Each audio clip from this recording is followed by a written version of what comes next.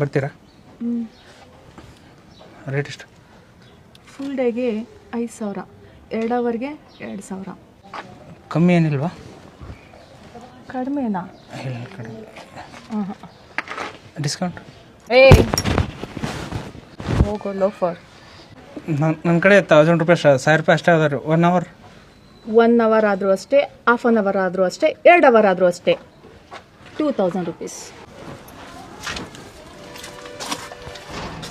ಯಾಕೆ ರಾಜಾ ಬಾ. ಮತ್ತು ನೀವು ರೇಟೇ ಭಾಳ ಹೇಳತ್ತೀರಲ್ರಿ. ಮತ್ತು ನೀವು ನೋಡಿ ಕಮ್ಮಿ ಹೇಳಿದ್ರೆ ನಮಗೂ ಈಜಿ ಆಗ್ತದೆ. ಸರಿ, ಎಷ್ಟು